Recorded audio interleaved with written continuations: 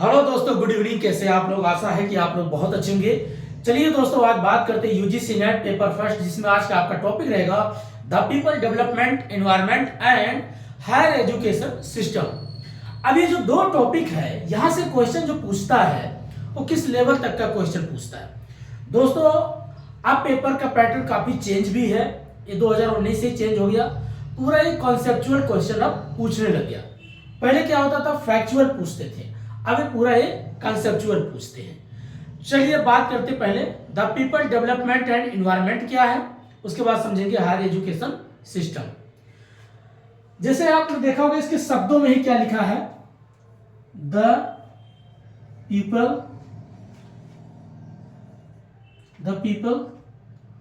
Peoples बोलते कहें कि पीपल, ऐसे लिख देते पीपल डेवलपमेंट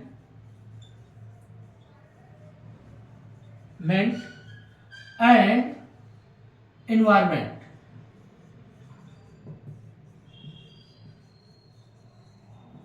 ये है आपका टॉपिक रहता है। लेकिन इसमें हमें क्या क्या पढ़ना है, देखिएगा ध्यान से। लिखा है the people development and environment. मानव का विकास कैसे होगा, मानव का विकास कैसे होगा, पहले इसको समझना है। मानव का विकास तभी अच्छा होगा जब एनवायरनमेंट अच्छा होगा।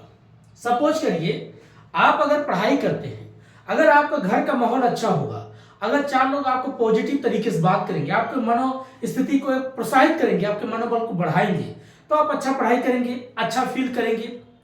अगर आपके आसपास के लोग आपको निगेटिव बातें करेंगे, आपको बार बार डराएंगे, नहीं हो सकता, छोड़ दो, ऐसा करो, तो क्या आपका विकास होगा? नहीं हो पाएगा।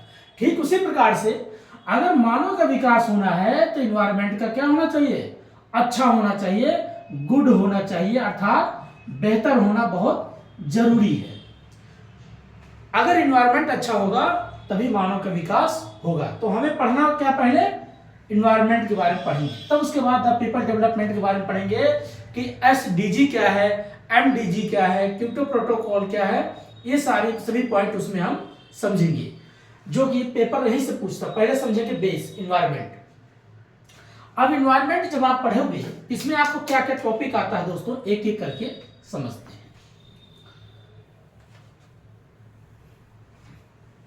इसमें पहला टॉपिक आपका शुरुआत होता है एनवायरनमेंट पढ़ने के लिए। पहले अर्थ को समझो। ये जो आपका अर्थ है, पृथ्वी,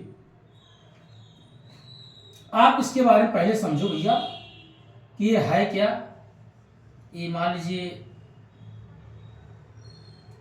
उत्तरी अमेरिका बनाते हैं ऐसे, उसके बाद नॉर्थ अमेरिका, साउथ अमेरिका, और ये आपका अफ्रीका ऐसे बना देते हैं। पहले इस चीज को समझो, ये बाकी ठीक है। और यहाँ पर आपका ग्रीनलैंड और आइसलैंड, ये ऐसे होता है। पूरा अर्थ है। अर्थ में आपको क्या क्या पढ़ना, जब पूरा एनवायरनमेंट पढ़ना, पहले इसको समझो लिथोस्फीयर, लिथोस्फीयर। दूसरा पढ़ो हाइड्रोस्फीयर, हाइड्रोस्फीयर। तीसरा पढ़ो बायोस्फीयर। उसके बाद एरोस्फीयर। ये आपका, और जब इस सभी को मिला दो तब आप पढ़ते हो एनवायरनमेंट।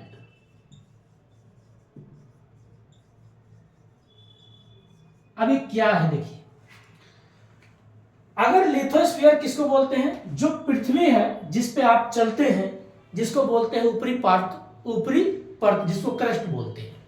तो इसको पृथ्वी, अगर इसके बारे में लोग जो जियोग्राफी वगैरह पढ़ेंगे, तो इसको तीन भागों में बांटा गया है, जिसको बोलते हैं सियाल, सीमा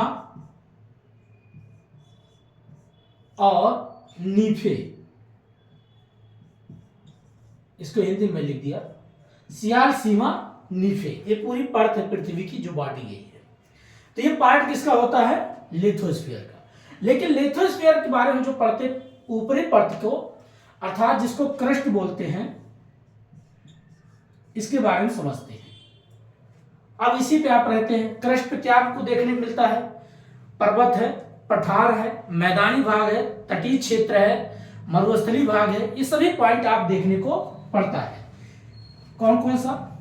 जैसे पर्वत हो गया, पठार हो गया, मैदानी भाग हो गया,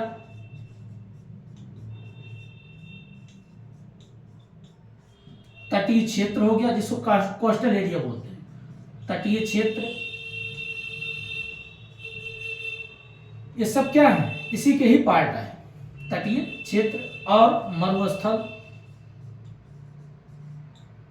ये दोस्तों जितना हम पढ़ते हैं इसी के बारे में, जो लोग जियोग्राफी पढ़ते होंगे, जिनका अगर ऑप्शनल होगा तो ये लोग जानते होंगे। क्रस्ट के ही ऊपर सब कुछ आपको देखने को मिलेगा, पर्वत, पठार, नदी, सब कुछ इसी पे ही डिपेंड है। लेकिन आप पर्वत पढ़ेंगे, पठार, मैदानी भाग, तटीय क्षेत्र और मरुस्थलीय भाग या क्षेत्र, मरुस्थलीय भाग। ठीक है।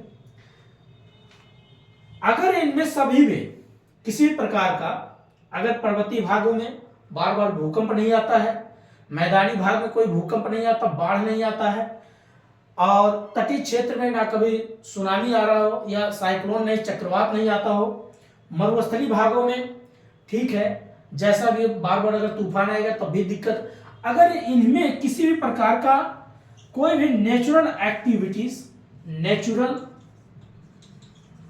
एक्टिविटीज अर्थात प्राकृतिक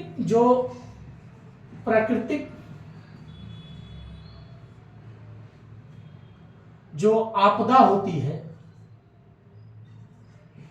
अगर ये सब नहीं होते हैं तो क्या बोला जाएगा? लिथोस्फीयर ठीक है।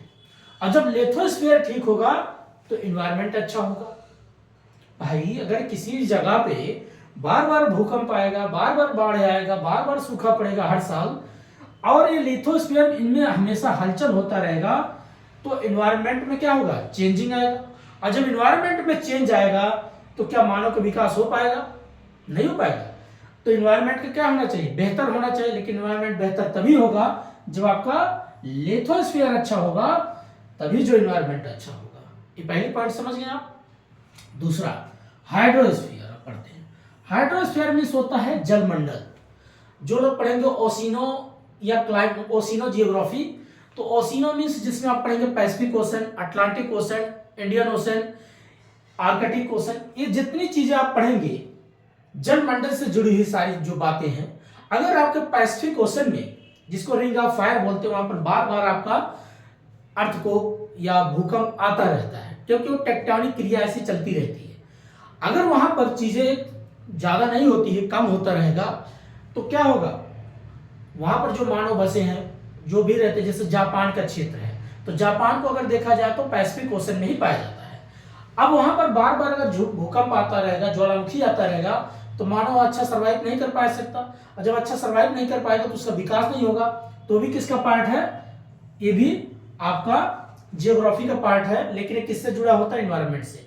अगर वहां का जल स्तर ठीक है, वहां उस प्रशांत महासागर में मौसम ठीक ठाक रहेगा, अटलांटिक महासागर में अच्छा मौसम रहेगा, हिंद महासागर में ठीक ठाक अच्छा रहेगा, तो कहेंगे भाई जब ये अच्छा होगा तो एनवायरनमेंट अच्छा होगा। अब भाई बार बार अगर सागर में तूफान आएगा तो कोई मछली पकड़ने नहीं जाएगा, कोई गोताखोर वहां पर जो भी मोती खोजते हैं या रिसोर्स निकालते हैं, ऑयल निकालते हैं, डीजल निकालते हैं, खनिज निकालते हैं, तो क्या ये चीजें प्राप्त कर पाएंगे? नहीं। तो वहां का मौसम कैसा होना चाहिए? ठीक होना चाहिए। नेचुरल एक्टिविटी जो आपका जल मंडल का भी ठीक ठाक होना चाहिए, और जब ये ठीक ठाक होगा तो आपका एनवायरनमेंट अच्छा होगा, और जब एनवायरनमेंट अच्छा होगा तो मानव का डेवलपमेंट होगा कि नहीं होगा?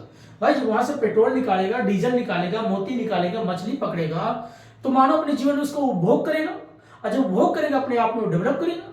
भाई मछली का तेल जो होता है, विटामिन ए पाई जाती है। आज जैसे लोगों को आंखों पे चश्मा लग जाता है, तो दवा बनेगा, मेडिसिन बनेगा, लोगों का बॉडी में जो विटामिन ए की कमी पूर्ति होगा। मोती चाहिए, ठीक है, मोती भी जरूरत है, लोग फैशन करते हैं, डिजाइन पहनते भी है, और भी चीजें में उसका प्रयोग किया जाता है। तो आपके फैशन के रूप में हो गया, जड़ी बूटियों के रूप में हो गया। तो सागर से जो सारी चीजें हम प्राप्त करते हैं, समुद्र से, अगर ये अच्छा रहेगा तो हमारा एनवायरनमेंट अच्छा होगा, एनवायरनमेंट अच्छा होगा तो मानव का विकास होगा ही होगा। अगला बात करते हैं बायोस्फीयर। अब पृथ्वी पे आप देखते होंगे बहुत से, जैसे आप पृथ्वी को डिवाइड करेंगे तो 3 लाइन होती है, इसको हिंदी में एक होता है आपका कर्क रेखा, एक होता है आपका विषुवत रेखा, एक होता है मकर रेखा, Tropic of Capricorn, Tropic of Cancer और इक्वेटर, इसको जीरो लाइन बोलते हैं। अगर यहां पर ये जो मैंने बनाया दोस्तों, यहां पर टेम्परेचर बहुत ज्यादा होता है और टेम्परेचर ज्यादा होगा तो यहां पर लो प्रेशर होगा। लो प्रेशर जब ज्यादा होगा, ऐसा लग रहा है जियोग्राफी क्लास चल रहा है, लेकिन आप क्या करें, एनवायरमेंट को अगर आपको समझना है तो जियोग्राफी ही समझना पड़ेगा, और जब जियोग्राफी आपका बेस तैयार होगा तभी आप एनवायरमेंट समझ पाएंगे। अब यहाँ क्या हो रहा, जो भी यहाँ पर जीव जंतु पाए जाते हैं, आप लोग देखे होंगे अफ्रीका बेल्ट के लोग जो भी इक्वेटर पे रहते हैं, उनकी हाइट कम से कम 7-7 फीट जाती है, 7-7, 8-8, इतने लंबे लंबे होते हैं। क्यों? क्योंकि वहां की ऐसी क्लाइमेट है, और क्लाइमेट के हिसाब से उनकी त्वचा अगर देखा जाए तो बहुत काली होती है। मिलेनियम पाया जाता है, जिससे मिलेनियम अगर जिनकी बॉडी मात्रा कम हो जाती है, उनमें कैंसर होने की चांस ज्यादा बढ़ जाती है। इसलिए भारत में जो लोग कहते हैं आजकल भारत में कैंसर की सबसे ज्यादा डिजीज देखने का कारण क्या है, कारण ये होता है एक तो आपका लाइफ स्टाइल, अब लोग ज्यादातर एसी में रहना शुरू कर दिए, विटामिन डी के लिए धूप में निकलते नहीं है, धूप भी बहुत जरूरी है। इसलिए अगर देखा जाए यहाँ पर जो आप इक्वेटर पर लोग रहने वाले होते हैं, इनके शरीर में मिलेनियम की मात्रा सबसे ज्यादा होती है।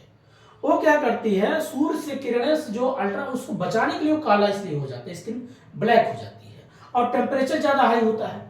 यहाँ पर अगर बायोस्फीयर की बात करें, जो जीव जंतु पाए जाते हैं, पेड़ पौधे पाए जाते हैं, इनकी ग्रोथ काफी तेज होती है और इनकी लाइफ स्टाइल काफी लंबा होता है। तो यहाँ पर हम पढ़ेंगे बायोस्फीयर का पार्ट।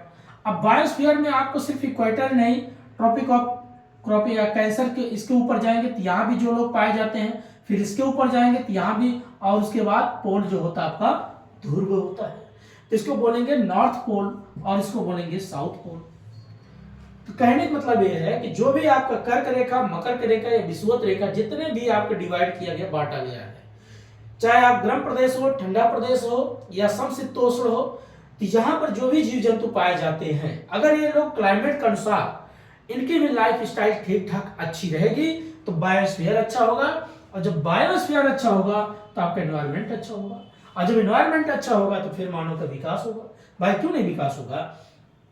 अगर आप इक्वेटर पे ठीक वही टेम्परेचर है, जिस टेम्परेचर वो, जैसा भी आप देखते होंगे भारत की जलवायु में, यहाँ हमेशा 10-15 दिन के बाद मौसम चेंज होता रहता है, हर तीसरे मंथ पर नया नया, कोई कभी बारिश, कभी जाड़ा आएगा, कभी गर्मी आएगा, कभी बरसात, ये सब होता है ना। इसी यहाँ क्या हो जाता है, जैसे मौसम चेंज होती है तो यहाँ के लोगों की बॉडी क्या करती है, उस मौसम के हिसाब से उसको ढालने में टाइम लग जाता है, तभी आपको कभी काल खांसी, जुकाम, बुखार होने लगता है, जिसकी वजह से आप बीमार हो, तुरंत मेडिकल से जाके आप दवा लेते हैं। ऐसा मत किया करें। क्यों? जैसे मौसम वो चेंज होता है, आपकी बॉडी उसमें ढलना चाहती है, अगर आप उसको नेचुरल रूप से ढल गई तो आप बार बार बीमार नहीं होंगे। लेकिन अगर आप थोड़ा सा बीमार हो, दवा खाएंगे बार बार, तो आपकी बॉडी में जो होती है एंटीबायोटिक जो बनता था नेचुरल प्रोसेस से, वो बनना बंद हो जाता है, इसलिए दवा भी जल्दी नहीं खाना चाहिए। ये भी एक कारण है दोस्तों भारत में, क्योंकि लोग नहीं समझ पाते, उनको लगता है दवा खाएंगे, मेडिसिन मिलेगा, थोड़ा बॉडी को पेन कम हो जाता। पेन कम नहीं होता, आपके ब्रेन से कनेक्शन काट देता है पेन का, आपको महसूस नहीं होता। जैसे धीरे धीरे समय बीत जाता, धीरे धीरे बाद में पेन खत्म हो जाता है, आपको लगता है दवा खाने से दर्द चला गया, दर्द नहीं जाता, वो ब्रेन से उसका पेन का कनेक्शन काट देता है। चलिए अब बात करते हैं जो है बायोस्फीयर, मतलब जीव जंतुओं की। ठीक है, अगर ये अच्छा होगा तो आपका एनवायरमेंट अच्छा होगा। अगला बात करते हैं एरोस्फीयर, या इसको बोलते हैं वायोस्फीयर, सॉरी एरोस्फीयर मतलब वायुमंडल। वायुमंडल में होता है जो पृथ्वी है, इसके ऊपर ऐसे आवरण अलग अलग लेयर में इसको डिवाइड किया गया है, जिसमें आप पढ़ेंगे troposphere, stratosphere, mesosphere, ionosphere, exosphere, अर्थात स्थल मंडल, समताप मंडल, मध्य मंडल, अयन मंडल, बहिर्मंडल। इस प्रकार से क्या किया जाता है, अलग अलग इसमें मंडल में बांटा गया है।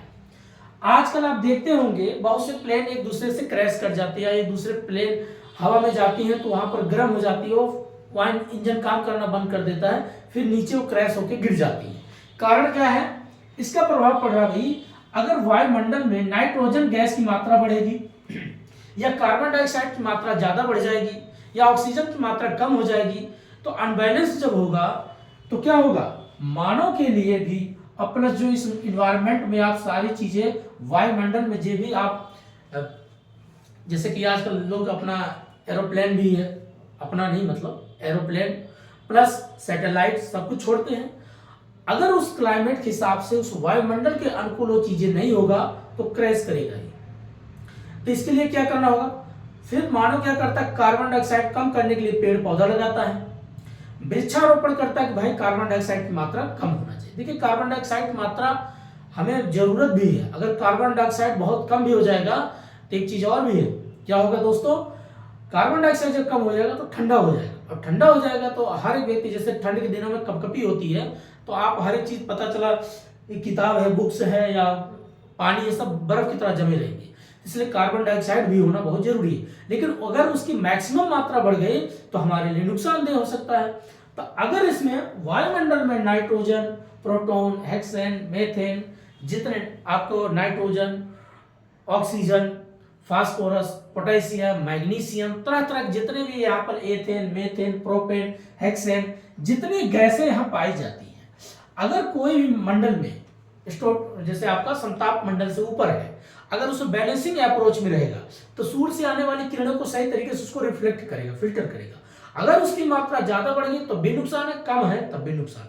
अब बैलेंसिंग अप्रोच में होगा तो एरोस्फीयर, वायुमंडल जब अच्छा होगा तो आपका एनवायरमेंट अच्छा होगा, क्योंकि उस इन्वायरमेंट जो चारों तरफ आवरण से घिरा हुआ है और जो मानव इसमें रहता है, तो भाई इसमें बरसात भी होती है, बिजली भी चमकती है, आंधी भी चलती है, तूफान भी आता है, ऑक्सीजन भी हमें चाहिए।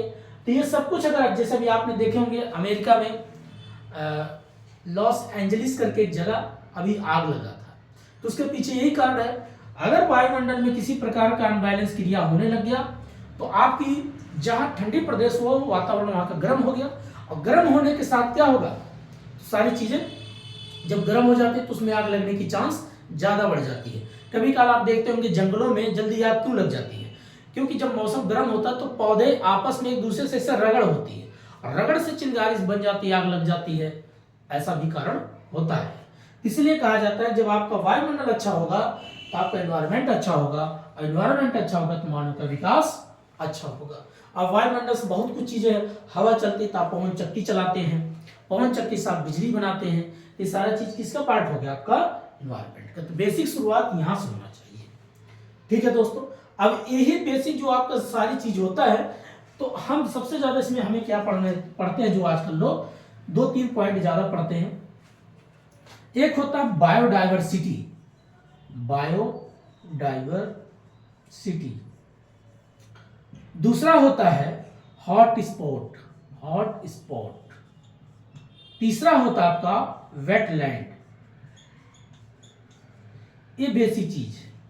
और उसके बाद एक होता है आपका पिरामिड, पिरामिड, ये क्या होता है पिरामिड, और इसका देखिए इसमें 3 तरीके से बनता है, नंबर सिस्टम, एनर्जी सिस्टम और आपका बायोम सिस्टम, ठीक है। पहले समझेंगे यहां से वेटलैंड क्या है, पहले समझते तब उसके बाद एक एक करके समझते। वेट मीन्स होता है नमी आना, जैसे अगर आप मान लीजिए जहां पर नमी होगा, और जब नमी होगा तो वहां पर क्या होगा, जल की मात्रा ठीक ठाक होगा, और जब जल की मात्रा ठीक ठाक होगा तो वहां तरह तरह के स्पीसीज, जो कीड़े मकोड़े, उड़ने वाले जंतु, रेंगने वाले जंतु, सब प्रकार के वहां जन्म लेंगे, और जब वो लेंगे तो इन्वायरमेंट के अनुसार क्या करते हैं, अपने आप को ढालते विकास करते हैं। अब उसमें मानव के लिए क्या होता है, मानव के लिए जैसे कोई जीव जंतु है तो एक प्रकार से इकोसिस्टम का पार्ट है, पारिस्थितिकी तंत्र का एक हिस्सा है। अगर वो लोग अच्छे हैं और मानव के लिए क्या होता है, अपना उपयोग में मानव करते। भाई अगर कोई जीव जंतु है, सपोज करिए बाघ है, शेर है, या अब तो गिद्ध तो खत्म हो चुके हैं, गिद्ध पहले बहुत होते थे, अब तो खाली गूगल पे सर्च करोगे तो पाओगे, अब गिद्ध नहीं है, या लोमड़ी है, हिरण है।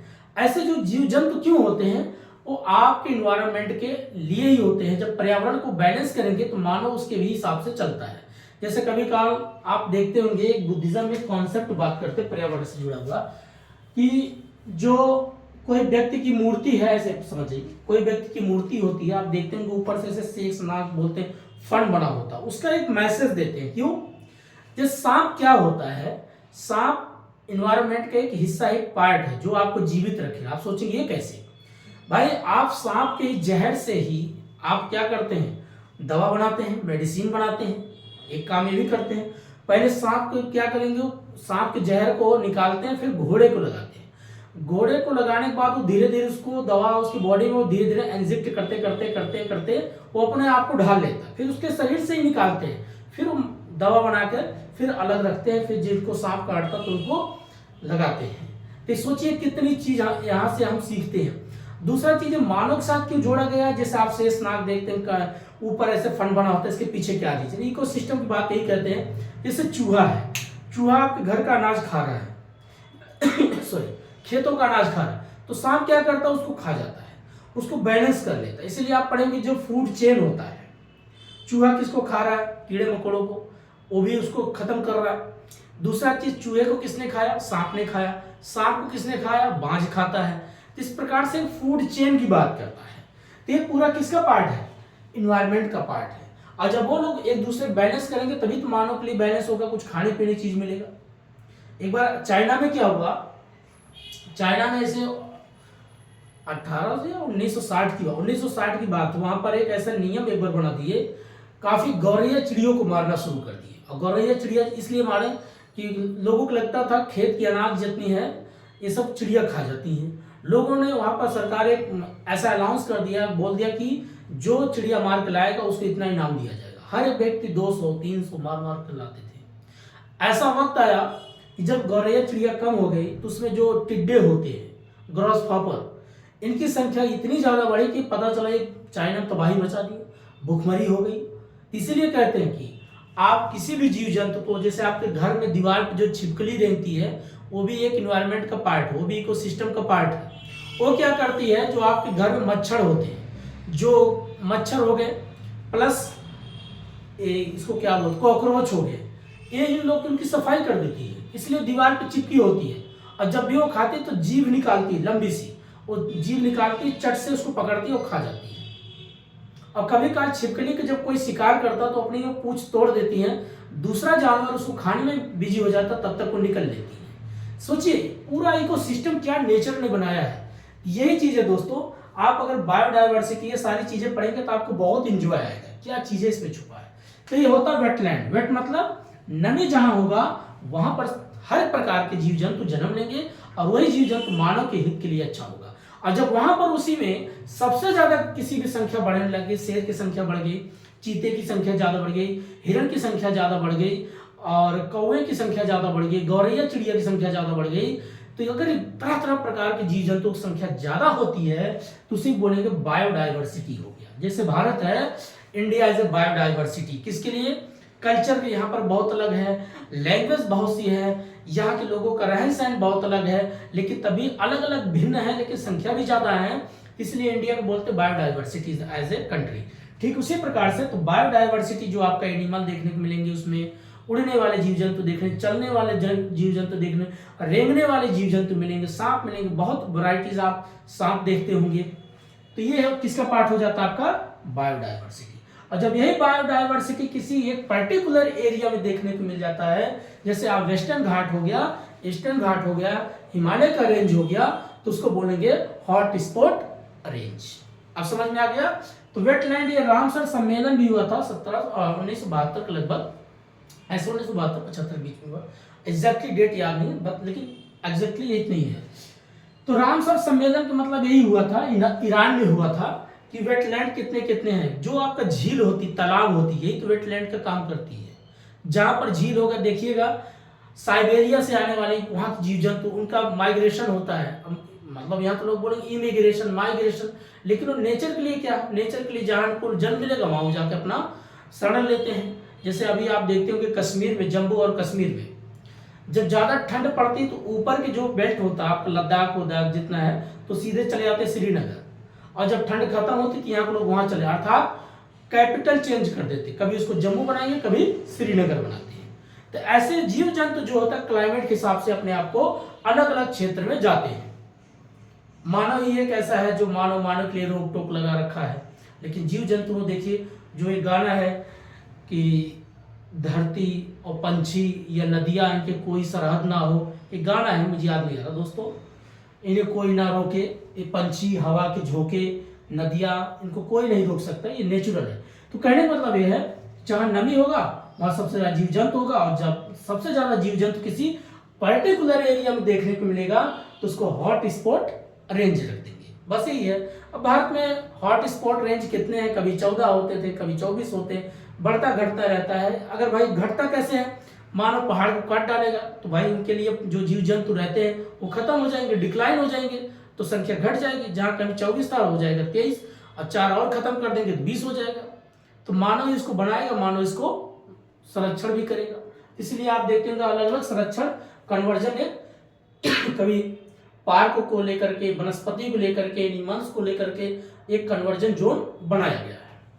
तो ये बेसिक चीजें होता है।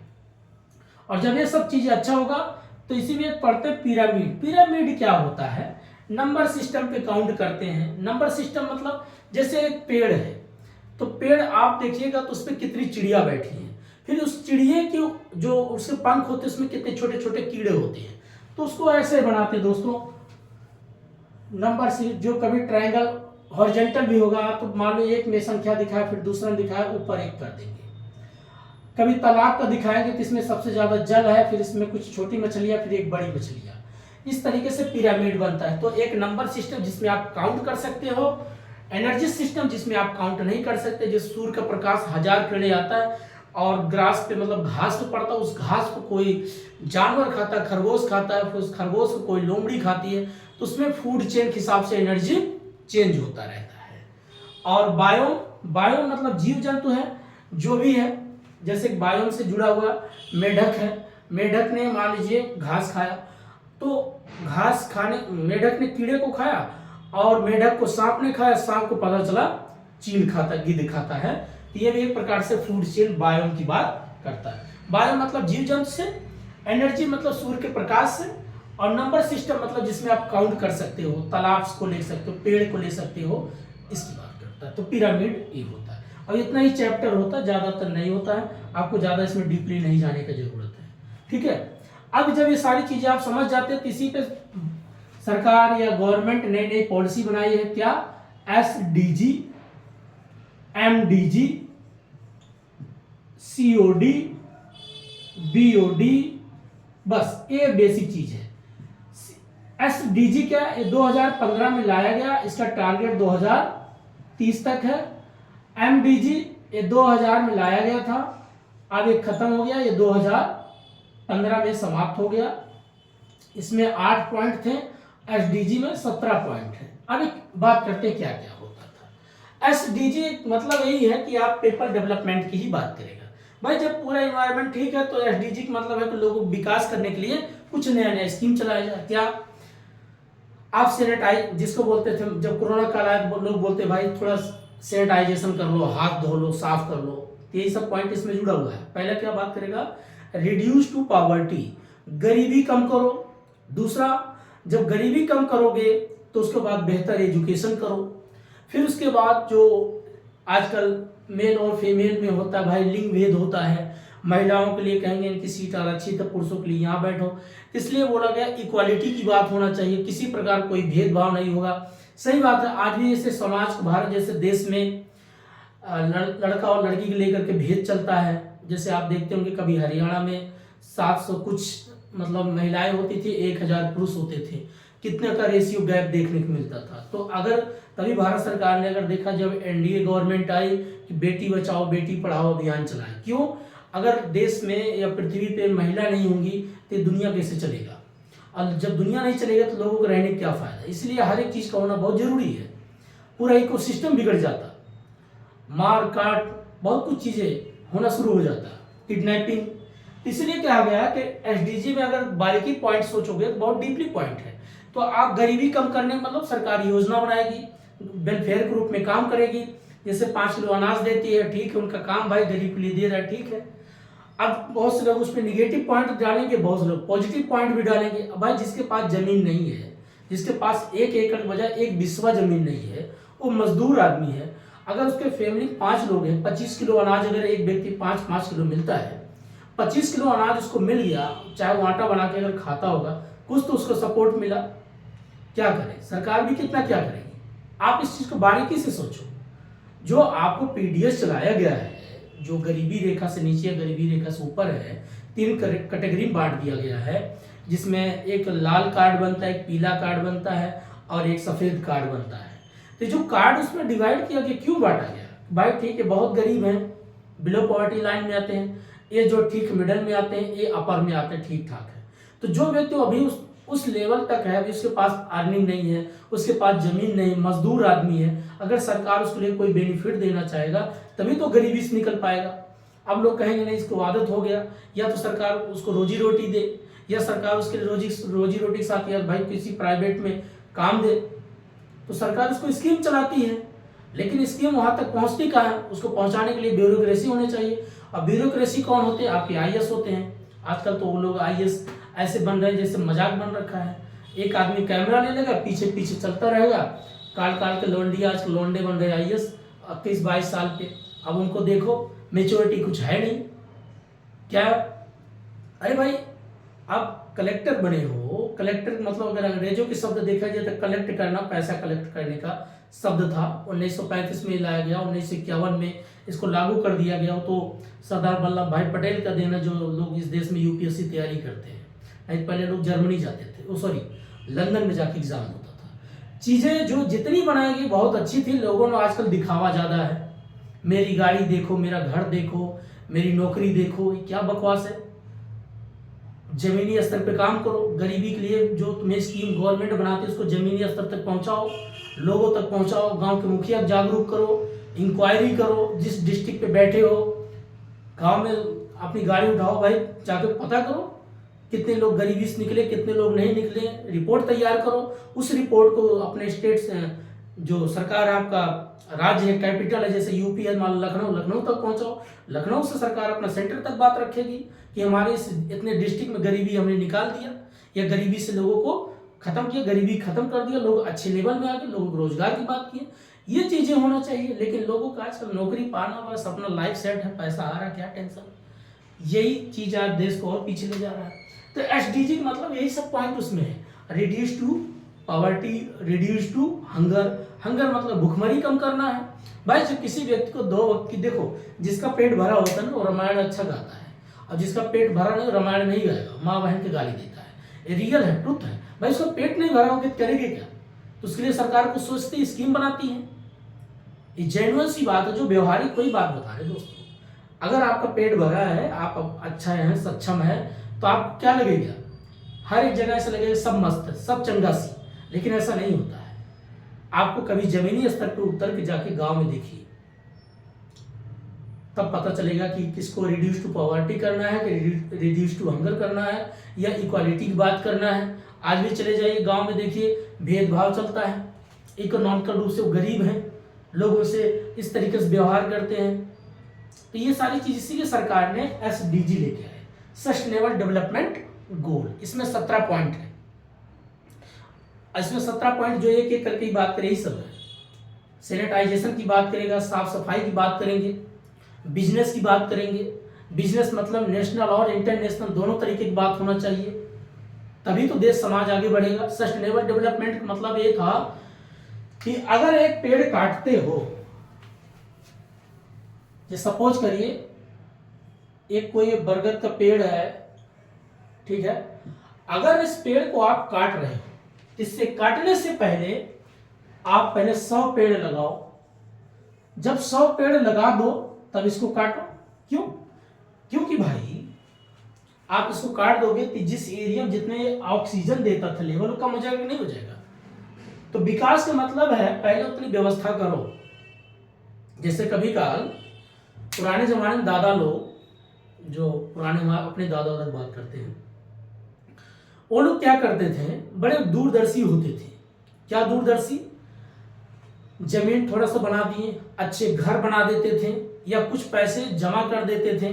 कल इस बच्चा मान जन्म लेने से पहले उसकी व्यवस्था कर देते थे, पेड़ पौधे लगा देते थे कि जो भी जन्म लेगा बच्चा कम से कम एक शुद्ध वातावरण में हो।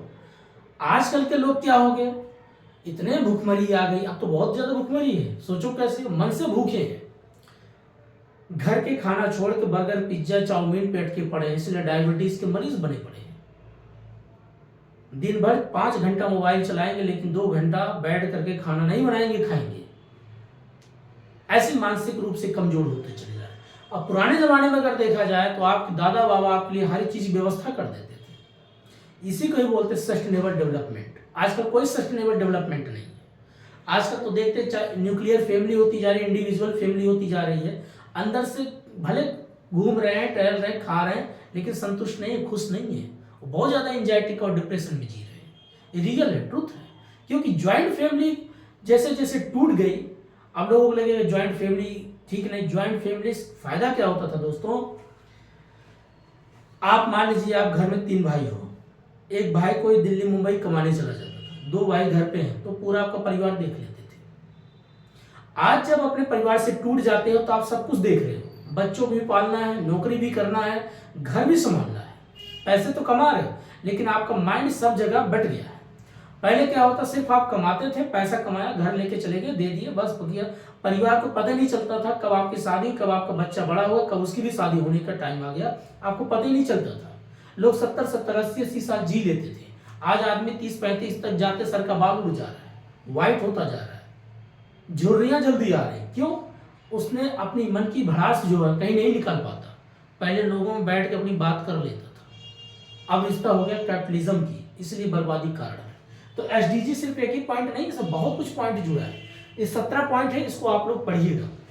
एमडीजी जो लाया गया था, पहले क्या था, जैसे जैसे समाज बेहतर होता जा रहा है, जैसे टेक्निकल चीजें बढ़ती जा रही है, वैसे एसडीजी और बढ़ा दिया, जोड़ दिया।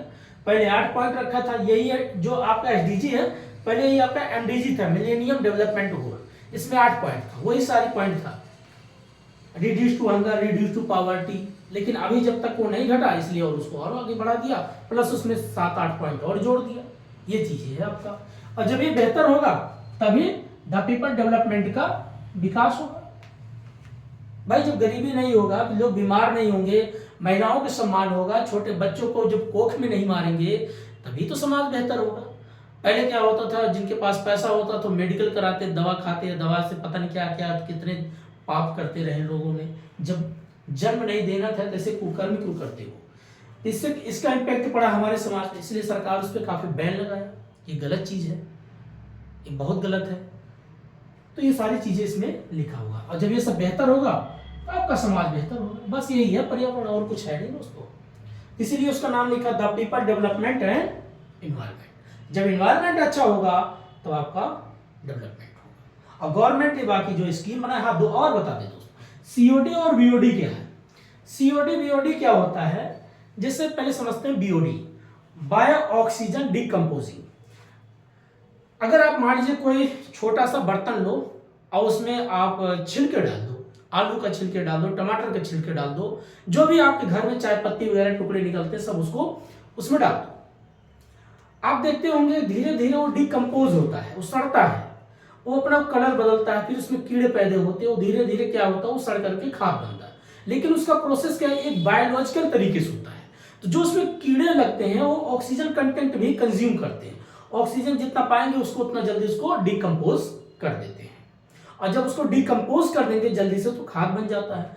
तो जो बायोलॉजिकल तरीके से बायो ऑक्सीजन डिकम्पोजिंग होता था, ये प्रोसेस क्या होता था, गांव में मैंने देखा जैसे गोबर होता था, जानवर का गोबर जो निकल जाता था तो कम से कम आधा बिस्वा में गड्ढा खोदा जाता था गांव में।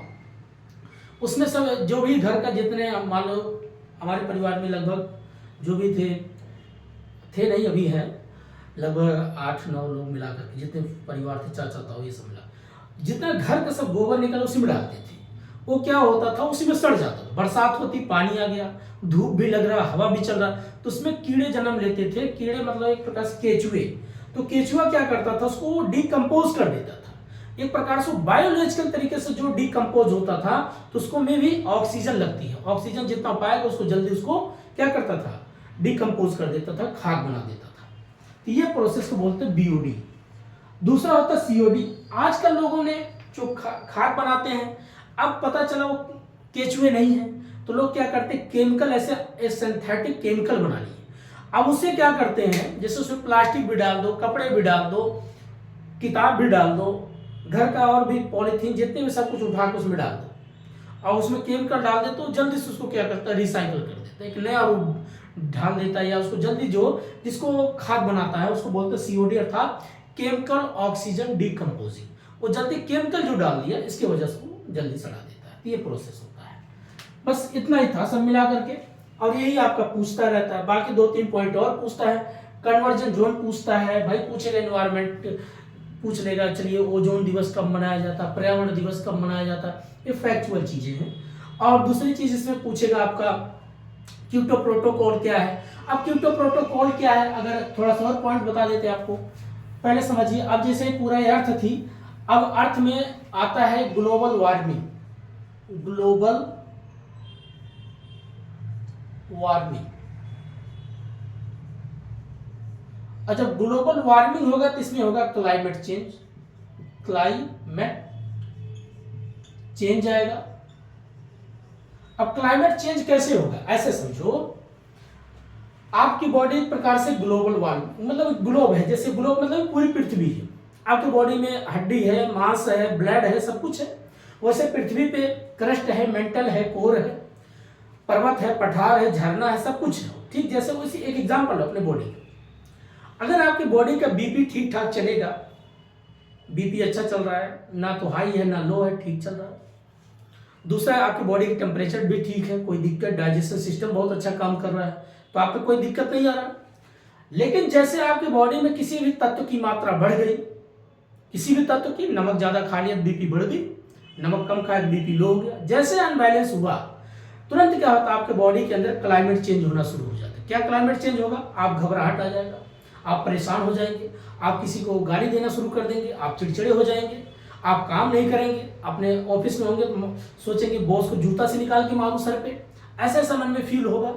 अर्थात जब ये ग्लोबल रूपी आपकी जो बॉडी है किसी भी प्रकार से अनबैलेंस होती है नेचुरल प्रोसेस से, तो इसी में आपका क्लाइमेट चेंज होना शुरू होता है। वही जब क्लाइमेट चेंज होगा तो आपको गुस्सा आना, एंजाइटी का आना, ठीक उसी एक बॉडी का एग्जांपल दिया। वैसे जो पृथ्वी है, जब इस पृथ्वी के पास अब इसमें नाइट्रोजन गैस की मात्रा अगर बढ़ जाए, ऑक्सीजन की मात्रा अगर बढ़ जाए, कार्बन डाइऑक्साइड की मात्रा, CO2 की मात्रा अगर बढ़ जाए, ये बढ़ने की वजह से पृथ्वी क्या होती है, जो पूरी ग्लोब है वार्म हो जाए, गर्म हो जाएगी। तो जो आपका आर्कटिक अंटार्कटिका है, यहाँ पर जो ग्लेशियर मेल्ट होगा, और ग्लेशियर जब मेल्ट होगा तो सी लेवल, सतह की जल की मात्रा और बढ़ेगी, और जब जल की मात्रा ज्यादा बढ़ेगी तो सूर्य से आने वाली प्रकाश को ज्यादातर वो एब्जॉर्ब करेगा, और ज्यादा एब्जॉर्ब करेगा तो हीटेड और होगा। तो जब ज्यादा जल की मात्रा होगा तो हीटेड होगा, तो इसमें क्या होगा, जो भी आपका ग्लोब है पूरा घूमती रहती है, अपनी दूरी पे एक्सिस होकर के घूमती रहती है, इसमें क्या इंपैक्ट पड़ेगा, इसका इंपैक्ट यही पड़ेगा, कहीं बाढ़ आएगा तो कहीं सूखा आएगा, कहीं ज्वालामुखी आएगा तो कहीं भूकंप आएगा। चाइना एक ऐसा देश है, इसको पता नहीं कौन सा दुनिया में, अगर दुनिया को बर्बाद करने में लगा तो आजकल चाइना एक ऐसा बांध बनाया है, आप जाके उसको ढूंढिएगा। उस बांध की वजह से पृथ्वी की जो रोटेट करने की गति थी उसमें थोड़ा सा इंपैक्ट पड़ने लग गया। भाई जल है, जल का अपने बैलेंस कर रहा, इधर से जाती फिर जल इधर आती है, इधर जाती इधर, वो बैलेंस करती। अब कोई जल की मात्रा जो उधर उसको एक जगह रोक लिया, अब रोक लिया, इधर जाने के बजाय वो यहीं पर ठहराव आ गई। तो जो पृथ्वी पहले ऐसे ऐसे घूमती थी, आज पृथ्वी के ऐसे घूमने में जो लगभग 1 या 2 सेकंड 2-3 सेकंड के बताते गैप आ गया है, ऐसा वो बात बनाया चाइना ने।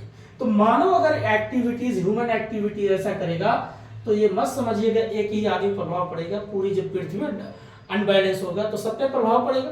तो वही जो प्रभाव होती है उसी बोलते क्लाइमेट चेंज होना। और जब क्लाइमेट चेंज होगा तो बाढ़ आएगा, सूखा आएगा, तो सरकार उसके लिए मनी बिल बनाएगा, आकस्मिक धन निकालने की व्यवस्था करेगा कि भाई चलो कोसी नदी बिहार में बाढ़ आया तो पैसे कुछ फंडिंग करो।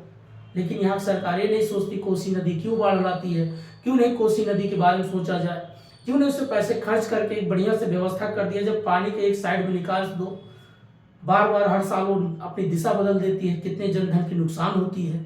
तो ये भी क्लाइमेट चेंज का ही पार्ट है, लेकिन वो तो क्लाइमेट चेंज है तो हर साल आती है, बिहार की शोक नदी बोलते हैं उसको।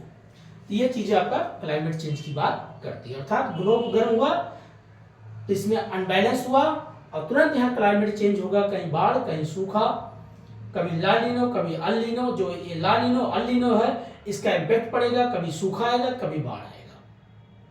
बस यही चीज है, पूरा मिला करके हमने बात किया the people development and environment. अब बात करते हैं हायर एजुकेशन सिस्टम पे। ठीक है दोस्तों, है कुछ नहीं है, पर्यावरणिक मतलब है आपके आसपास। अब उसी में और भी 2-3 टॉपिक होता है, पोल्यूशन, टाइप्स ऑफ पोल्यूशन। भाई पोल्यूशन कितने प्रकार के, एक नॉइज पोल्यूशन होता है।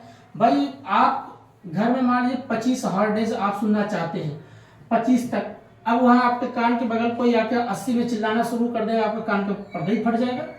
अब आप सुन नहीं पाएंगे, आपको बेचैनी होगा, घबराहट होगा। तो इसको बोलते हैं नॉइज पोल्यूशन। एयर पोल्यूशन क्या है, भाई अगर आपके आसपास कार्बन डाइऑक्साइड की मात्रा ज्यादा बढ़ जाएगा और कार्बन डाइऑक्साइड की मात्रा बढ़ेगा तो जो आप शुद्ध ऑक्सीजन कंज्यूम कर रहे थे, पता चला कार्बन डाइऑक्साइड बॉडी में जाएगा तो आपका बेचैनी होगा, घबराहट होगा। इसको बोलेंगे भाई एयर पोल्यूशन हो गया। तो एयर पोल्यूशन कैसे बढ़ता है, मानव ही बढ़ा रहा है।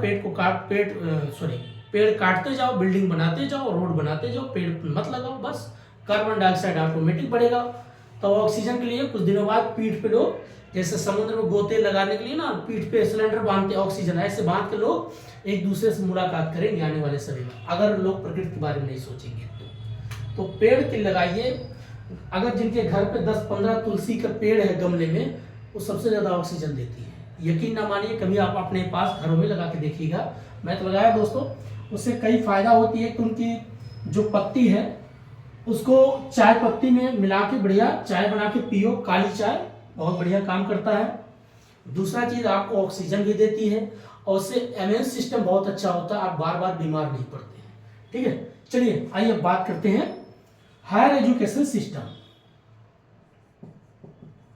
Higher education system. अब देखिए भैया, हायर एजुकेशन सिस्टम में हमें क्या क्या चीजें पढ़ना होता है। शिक्षा की बेसिक जो ये परंपरा है, जो इसका सिद्धांत है, इसमें क्या क्या चीजें आपको पढ़ना पड़ता है। इसमें जो टॉपिक है एक एक करके बात करते हैं। पहला आपका होता है एंशियंट एजुकेशन सिस्टम। एंशियंट, प्राचीन काल, एंशियंट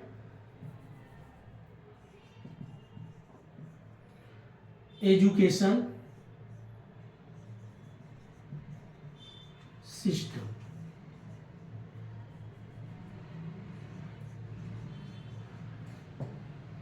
दूसरा gurukul education, gurukul education system. तीसरा प्री एजुकेशन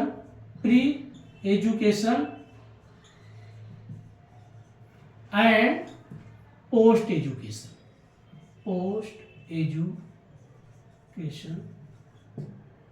उसके बाद oriental education, oriental education and new oriental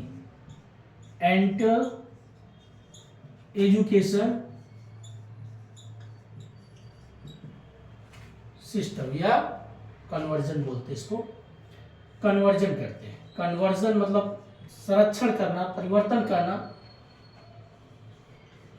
system. अगला टॉपिक इसी में है skilled education, skilled and professional and technical. ये बेसिक चीज आपको समझना है। पहले इतना बताते हैं, अभी और आगे है, चलो और लिख देते हैं। उसके बाद आपका है value of environment and education. Value of education and environment and value of education and environment.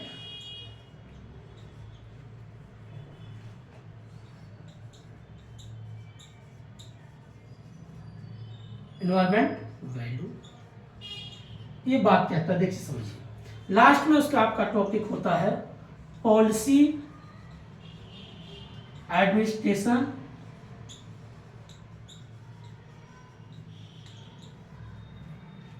And good governance. Good governance,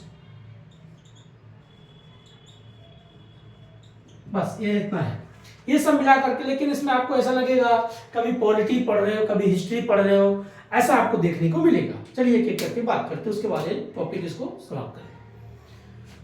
Bharat का जो एजुकेशन सिस्टम है, जब आप कभी कोई भी हिस्ट्री का स्टूडेंट होगा तो उसमें आप पढ़े होंगे प्राचीन काल में भारत की, जिसको बोलते थे एंशिएंट एजुकेशन सिस्टम, जिसको ये इंस्टीट्यूशनल बोलते थे। इसको इंस्टीट्यूशनल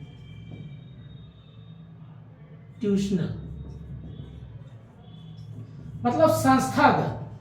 अब संस्थागत में कौन, जैसे आप सुनेंगे Jagdala university, Telhara university, Nalanda university, Takshashila university, ये जो आपके सभी देखने को मिलते होंगे, ये सब आपके प्राचीन काल के बेसिक इंस्टीट्यूशनल एजुकेशन सिस्टम कहलाते थे।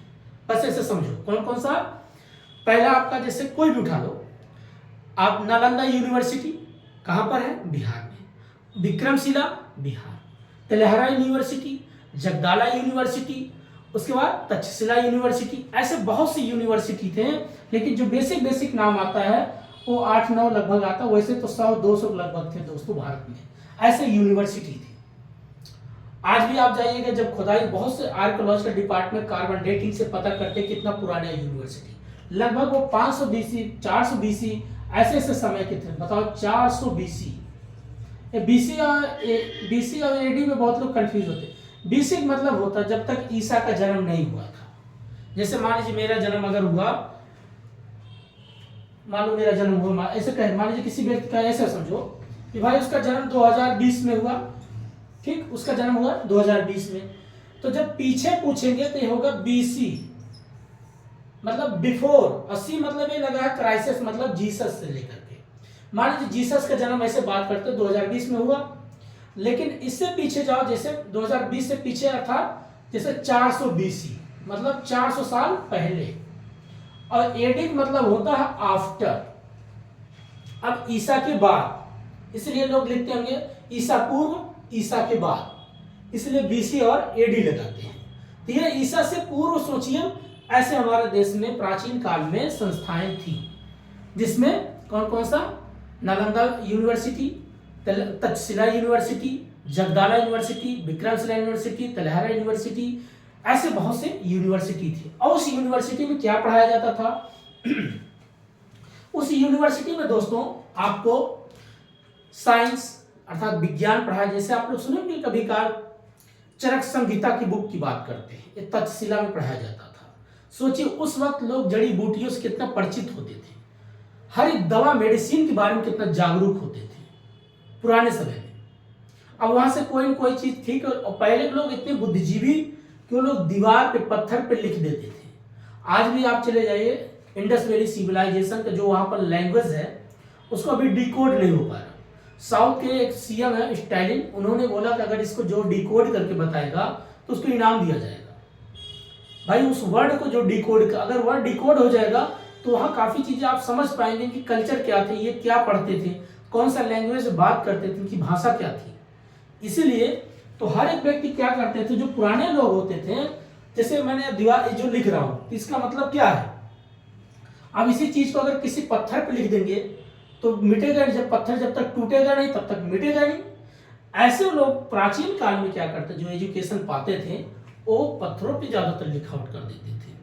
आप देखें अशोक का जो भी 13 पिलर या 14 पिलर है, उसमें काफी पाली और प्राकृत में काफी चीजें लिखाया गया था। वो खुला संविधान उसको बोलते थे, उनका जो एक प्रकार से कानून होता था वो सभी पढ़ सकते थे किसमें क्या लिखा है, हर एक व्यक्ति पढ़े नियम को जाने, ऐसा सिस्टम था। ऐसे ही इसको जो पुराने समय में जो एजुकेशन सिस्टम था क्या सिखाते थे आपको, हर प्रकार से, जैसे गणित भी सिखाते थे, आपको ज्योग्राफी भी सिखाते थे, आपको योग सिखाते थे, ध्यान कैसे किया जाता था, आप खुद के अपनी बॉडी को इस रूप में ढाल सकते हैं, आपको इतना प्रकार से नॉलेज दे देते थे। आप इस दुनिया से जैसे परे हो जाना, परे मतलब ये नहीं मुक्त पा जाना, मतलब आपको ये एहसास हो जाता था कि जीवन यही है, और दुख है तो उसमें काफी आप जैनिज्म बुद्धिज्म कॉन्सेप्ट पढ़ेंगे, आगे मिलेगा, जिसमें उनका विचारधारा क्या था। दुख है तो दुख का कारण है, कारण है तो उसका निवारण है। पंचशील और अष्टम मार्ग, एक कॉफी कॉन्सेप्ट, ये सब इसमें सिखाया जाता था, और ये सबसे ये सबसे बुद्धिज्म कॉन्सेप्ट से जुड़ा हुआ होता था। अगला बात करते हैं गुरुकुल एजुकेशन। एक गुरुकुल एजुकेशन क्या था, इसमें जो ब्राह्मणिकल सिस्टम एजुकेशन आया उसी को बोलते हैं। ये लोग क्या करते, पेड़ के नीचे बैठ करके मुंडन करा करके चुटिया रख लेते, धोती कुर्ता और ये कुछ भी पहना देते, बैठ कर उनको ज्ञान देते थे। और इनमें गुरुकुल एजुकेशन सिस्टम में था ब्राह्मण, क्षत्रिय, वैश्य, शूद्र। यहाँ पर शूद्र को पढ़ने का राइट नहीं था, तो सेवा पे इनको बांट दिया गया था। क्षत्रिय पढ़ सकता था, वैश्य पढ़ सकता था, और ब्राह्मण उनको पढ़ाता था। यहाँ पर जो गुरुकुल सिस्टम, जब कभी भी आप पढ़ेंगे जिसको बोलते हैं गुरुकुल एजुकेशन, ये लोग के पास झोपड़ी तक होता था, ऐसे फट्टी उट्टी बना के रखते थे, और उसी में बैठ करके अपना ज्ञान देते रहते थे। और उनका जो ज्ञान, जो सबूत मिलता है, जो लोग बोलते हैं कि वेद में लिखा है, यहाँ पर लिखा है, रामायण में लिखा, महाभारत में लिखा है, तो यहाँ से वो काफी लोग अपना बात रखते हैं। बट इस पर कोई बुरा मत मानना दोस्तों, जो है वही मैं बोलता हूँ, जो किताब में है। बट ऐसा ही है, इनका पूरा व्यवस्था ही बना था लेटर वैदिक पीरियड में, जिसको ये लोग काफी सारी चीज इसमें आपको ब्राह्मण, क्षत्रिय, वैश्य, शूद्र की बात करते। जब शूद्र को पढ़ने का अधिकार नहीं था तो बेचारा किस पे डिबेट करता। आज के दौर में जिनको शूद्र जो ओबीसी कम्युनिटी के लोग आते हैं, और उसके बाद चौथा होता था अंतज, जिसको अछूत कहते थे। तो ये लोग जो पढ़ने लिखे नहीं थे, आज के समय जब पढ़ लिख रहे हैं तो वो अपना इतिहास जान रहे हैं कि हमारे पूर्वज क्या थे। तो उनके पूर्वज यही थे, पूरा ये क्या नाम है, एंशियंट इंस्टीट्यूशनल वाले, यहाँ पर उनके पूर्वज लोग मिलते थे। लेकिन ये पूछेंगे भाई कैसे, तब डिक्लाइन हो गया। तो बहुत अलग ही कॉन्सेप्ट है, अगर इसको बोलूंगा तो लोग बुरा मान जाएंगे, लेकिन बोल देते इसमें क्या है, सुन लो। जो लोग बोलते हैं ना आर्य शब्द यही का था। ऐसे समझो, पहले लोगों का जीवन खाना बदोश होता था। खाना बदोश मतलब कि जैसे मान लीजिए मेरा घर है, मैं अयोध्या उधर साइड का पूर्वांचल का, ठीक है, मुझे अपना जीवन बेहतर करने के लिए घर से थोड़ा सपोर्ट लिया, बाहर चलाया, पढ़ाई किया, तो रोजी रोटी के लिए। तो ऐसे पहले मानव का जीवन खाना बदोश होता था। कोई अफ्रीका बेड से निकल गया, जहाँ उसको जल मिलता वही जीवन होता था। ऐसे मध्य एशिया से कुछ लोग आते हैं भारत में, कुछ लोग ईरान तक आते, ईरान से फिर भारत में आते, भारत में आते थे। यहाँ के जो लोग रहने वाले थे वो सक्षम थे, मस्त थे, अपने जीवन जी रहे थे। लेकिन अब मानव ही मानव के दूसरे दुश्मन आज भी बना है। देखिए आज भी काला गोरे की लड़ाई होता है, भाषा को लेकर के लड़ाई हो जाती है, धर्म को लेकर के लड़ाई हो जाता है, जो कि है तो मानव पूरा नेचुरल एक ही प्रोसेस, सबका जन्म होता है और एक ही तरीके से खाते पीते घूमते सब कुछ वही करते, फिर भी लड़ते हो क्यों? क्योंकि उस मानव के दिमाग की जो बुद्धि है ना, ये दिमाग है, उसको लगा कि मेरा वर्चस्व होना चाहिए, मेरा सब कुछ होना चाहिए। ये चीजें जब यहाँ पर वो लोग आते हैं तो यहाँ की काफी चीजों में एजुकेशन में घुसते हैं, पढ़ाई भी करते हैं, सीखते भी है। यहाँ जो मेन राजाएं थे उनको बस जैसे आजकल सत्ता पाने के लिए साम दाम दंड भेद अपनाया जाता, तो वही सारा प्रोसेस अपनाए और फिर यही की महिलाओं से लोग शादी करते हैं। मध्य एशिया से लोग आते हैं और उसके बाद यहाँ का आर्य शब्द, आर्य मतलब श्रेष्ठ बोला जाता है। आर्य मतलब वो नहीं, यहाँ का शब्द था, पहले भारत को जम्बूद्वीप बोला जाता था। तो जब यहाँ पर वो लोग आते हैं, यहाँ के कल्चर को देखे, यहाँ के लोगों को देखे, यहाँ कोई जाति कभी था ही नहीं, सब लोग समण कल्चर का प्रयोग, समण मीन्स होता श्रमिक, मेहनती, करके खाने वाले, ऐसा नहीं बैठ के रोटी तोड़ने वाले। तो धीरे धीरे लोग उसमें घुसते हैं, उनके एजुकेशन सिस्टम में जाते हैं और यहाँ काफी लोगों में देखते हैं भाई हर घर में एक दूसरे से लड़ाई हो जाता है, इससे ह्यूमन नेचर, बट वही फूट डालो शासन करो। तो धीरे धीरे करते हैं, तो इनके वेद को पकड़ते हैं, इनके सिस्टम को संभालते हैं। फिर इनके जो भाई बंधु थे जिनको छत्री बोलते, क्षत्रिय शब्द होती है 19वीं 18वीं शताब्दी में आता है, पहले छत्रा बोलते थे। वैश्य शब्द खेती करते थे। शूद्र इनको जो ओबीसी समुदाय के लोग हैं इनको ओबीसी बोलते थे। तो लेकिन भारत में सभी क्षत्रिय वैश्य ये जितने जो ब्राह्मण अपने आप को बोलते, सभी ब्राह्मण नहीं, ब्राह्मणों में कई ब्राह्मण है, कोई नाटा ब्राह्मण है, कोई अभीर ब्राह्मण है, अभीर मतलब अहिर बोलते, बहुत इसमें कई वैरायटी है, कोई भूमिहार ब्राह्मण है। इसमें भी कई चीज बटे, एक दूसरे को लेकर के वेद को लड़ाई करते हैं, 3 वेद त्रिवेदी, 2 वेद द्विवेदी, 4 वेद चतुर्वेदी। तो वेद के हिसाब से लोग अपना अपना कैटेगरी बना रखे, उसमें भिड़ते रहते हैं आज भी, काला ब्राह्मण, गोरा ब्राह्मण, ऐसा भी चलता है। तो ये इसमें कुछ लोग ऐसे गलत एक्टिविटीज किए, आज भी वो चीजें वो चाहते हैं कि हमारा व्यवस्था बने, हमारा चीज़ हो, हम लागू करेंगे, तो ये चीज़ें चलता। जो मेजोरिटी में है वो कुछ नहीं कर पाए, जो माइनॉरिटी, ये लोग अपने आप को माइनॉरिटी समझते थे, इसीलिए देखा जाए तो पूरे ही व्यवस्था को आजकल एक हिंदुज़म नाम देते हैं। जब हिंदुज़म पता चला कि ये मुगलों का देन है, अर्थात अरब के लोगों ने इंडस वैली सिविलाइजेशन, जो इंडस नदी थी उसको लोग इंडस से हिंद कहते थे, और हिंद मतलब यहाँ से लोग हिंदू हिंदू हिंदू बोलने लगे, लेकिन वहाँ के लोग बोलते हैं हिंदू मतलब लुटेरे, डाकू, चोर, बदमाश। सुप्रीम कोर्ट के पास जब ब्राह्मण लोगों ने गए थे हिंदू शब्द को, बोले हम हिंदू नहीं, हम ब्राह्मण शब्द में आते हैं। तो कहीं ना कहीं कोई व्यवस्था गलत है। तो ये जो गुरुकुल एजुकेशन दिया जाता है पूरा लेटर वैदिक पीरियड था। यहाँ पर आपका ब्राह्मण, क्षत्रिय, वैश्य, शूद्र है, और जिसको यकीन ना हो दिल्ली के एडिटोरियम में कभी जाना, समय निकाल के सब कुछ आर्कोलॉजिकल डिपार्टमेंट सर्च करके रखा, वहां से पढ़ के आना। मैंने वहां देखा तब मैं बता रहा हूँ। बाकी जो किताब में है, किताब में तो वही व्यक्ति लिखेगा। अब जैसे मैं पढ़ा लिखा हूँ, तो अब जैसे मेरे मन में आएगा वैसे मैं लिख दूंगा, जो बोल दूंगा, ऐसा नहीं हो सकता। प्रूफ भी दिखाना पड़ेगा कि भाई किताब दिखाओ, ये भी चीज़ होना बहुत जरूरी है। तो ये अब बात करते, चलिए छोड़िए इनमें। इसमें आपका ऋग्वेद पढ़ते हैं, ऋग्वेद, यजुर्वेद, सामवेद, अथर्ववेद और 18 पुराण, 4 वेद, ये चीजें सिखाए जाते थे। ठीक है, अब अगला बात करते हैं प्री एजुकेशन, पोस्ट एजुकेशन। जब ये प्राचीन कल्चर समाप्त होता है, जब अंग्रेज लोग भारत में आते हैं, तो आप देखते होंगे चार्टर्ड एक्ट 1813 में आता है। तो जो चार्टर्ड एक्ट आता है 1813 में, यही से प्री एजुकेशन पॉलिसी लाते हैं अंग्रेज लोग। अंग्रेज लोग जो भी व्यवस्था बनाए थे वो अपने लिए बनाते थे। इस देश को जो भी आया है, जो भी इस देश में आया है, सिर्फ अपने ही व्यवस्था के लिए जिंदा है, कभी दूसरे के हित के लिए नहीं जिया। मुगल आए तो अपने लिए जिए, ये जो अपने आप को आए कहीं आज भी अपने लिए जी रहे हैं, और अंग्रेज आए तो भी अपने ही लिए जिए। कभी आज का दौर ही ऐसा है, एक दूसरे थोड़ी कोई है, अपने लिए जीना चाहता है। तो ये जो प्री एजुकेशन पॉलिसी था, इसमें अंग्रेज लोग जो होता है चार्टर्ड एक्ट बनाते हैं। उस एक्ट में क्या 1 लाख रुपया खर्च करते थे एजुकेशन पॉलिसी के लिए। और वो एजुकेशन पॉलिसी क्या होता था, यहाँ के लोग को अंग्रेजी शब्द सिखाना था, यहाँ लोग को वेल एजुकेशन बनाना था। वो इसलिए क्योंकि उनके दफ्तर में जो काम करे कम से कम उसको अंग्रेजी आना चाहिए, हिंदी वो लोग बोल नहीं पाते थे। तो ये पूरा कॉन्सेप्ट प्री एजुकेशन।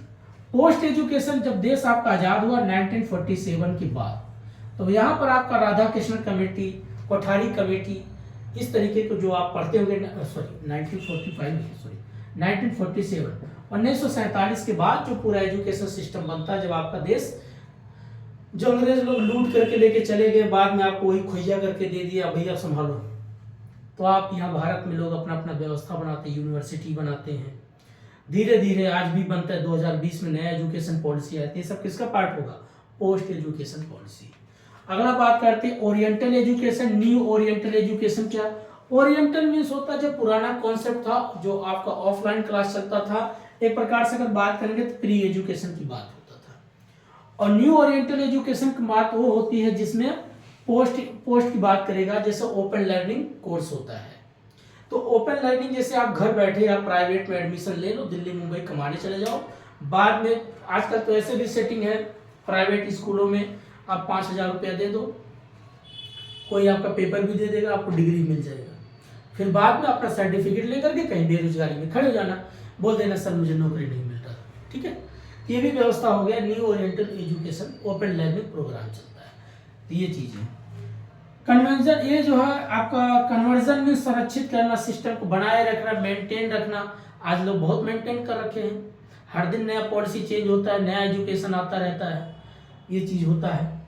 अगला बात करते हैं स्किल्ड और प्रोफेशनल और टेक्निकल क्या है। देखिए स्किल्ड मतलब क्या है, अब इसमें बोला गया भाई अगर आपके पास नॉलेज है, ज्ञान है, आप बात कर सकते हो, समझा सकते हो, चाहे आप टेक्निकल फील्ड में हो, चाहे आप ह्यूमैनिटीज सब्जेक्ट में अच्छे हो। ह्यूमैनिटीज सब्जेक्ट मतलब जो लिटरेचर की बात है, हिंदी है, पॉलिटी, एजुकेशन, आपका पॉलिटिकल साइंस, ये सब किसका पार्ट है, ह्यूमैनिटीज है। अगर आप पास नॉलेज होगा तो आप स्किल्ड होंगे, तो आप अच्छी अपनी बात को रख सकते हैं। प्रोफेशनल मतलब है जैसे आप सीए बन गए, आईएएस बन गए, आईपीएस बन गए, इंजीनियर बन गए, तो प्रोफेशनल है। प्रोफेशनल लोग क्या करते हैं भाई, खुद अपना काम करेंगे, पैसा लेंगे, घर चले जाएंगे। तीसरा है टेक्निकल फील्ड की बात है, जो आपका आजकल लोग आईआईटीएन है, आजकल लोग आईआईटीएन बाबा लोग भी बन जाते हैं, क्या करो भी अपने। देखिए बाबा बनना, मुझे लगता है दोस्तों, मैं जहाँ तक पता ना लोगों का सोच कहाँ तक जाती है, बाबा बनना कोई आसान चीज़ नहीं है। बाबा वही बन सकता है, देखो आप परिवार में रह के बाबा हो सकते हैं, ऐसी बात नहीं है कि आप घर छोड़ रण छोड़ दास बन सकते, नहीं। अगर आपको कुछ समाज में तभी आपको रहना पड़ता, ऐसा था नहीं कि आप बाबा मतलब ऐसे बन गए हो। आप बेहतर कुछ करके उस समाज को दे सकते हो, भटके हुए समाज को सही दिशा दे सकते हो, कुछ नई अनुभव दे सकते हो, तो आप बाबा हो। लेकिन आप घर में रह के भी बाबा बन सकते हो। भाई एक जो परिवार चलाता है सबसे बड़ा बाबा कौन है? बच्चों को भी पाल रहा है, घर का खर्चा भी देख रहा है, लोगों को पढ़ा भी रहा है, माँ बाप की सुई दवाई भी करवा रहा है, सब कुछ कर रहा है, उससे बड़ा कौन सा त्यागी हो सकता भाई? वो तो बहुत कुछ त्याग दिया है, वो अपने लिए नहीं जीता, वो तो दूसरे के लिए जीना। आप बड़ी सी दाढ़ी और बाल रख करके थोड़ी बाबा, आप तो गुरु घंटाल बन के घूमते हो, समाज को भी धोखा देते हो और अपने आप को धोखा दिए ही हो और धोखा देते हो। बाबा परिवार में रह के बना जा सकता है। जो लोग मेहनत करते हैं समाज को बेहतर, अगर एक कोई साधु आता है, कोई बाबा आता है, उससे पूछो उसने समाज के लिए क्या योगदान दिया। कंठी माला और माला जपने से थोड़ी भगवान प्राप्त होते हैं। उससे पूछो जो परिवार चला रहा है, वो समाज को आगे बढ़ा रहा है, कुछ रोजी रोटी व्यवस्था कर रहा है, फिर वही टैक्स कट के सरकार पा जाए, सरकार नई योजना बनाती है, फिर उसी बाबा अपना क्या करते हैं, समाज से ही तो आपका जो आटा चावल गेहूं दाल लेके जाते हैं, भौरी भाटा लगा के खाते, कहाँ से खाते हैं? बाबा में इतनी तपस्या तो क्यों नहीं अपनी इंद्रियों से पैदा कर लेते, अपना खाते, क्यों आते समाज में? ये सब ढोंगी है, सब दिखावा है, इस समाज पर नौटंकी लोग चल गए। लोग क्या करें, देश ही ऐसा है, अंधविश्वासी दुनिया होती गई है। तो स्किल्ड की बात किया, अगर नॉलेज होगा तो आप स्किल्ड है। प्रोफेशनल, जब आप अच्छे professional IAS IPS IFS IRS engineer हैं, प्रोफेशनल टेक्निकल फील्ड में आपका नॉलेज है, अच्छा ज्ञान है, तो आप देश के लिए बेहतर कर सकते हैं। Value of education and environment of value education, इसमें क्या वैल्यू ऑफ एजुकेशन मतलब भाई एजुकेशन का वैल्यू क्या है आज के दौर में?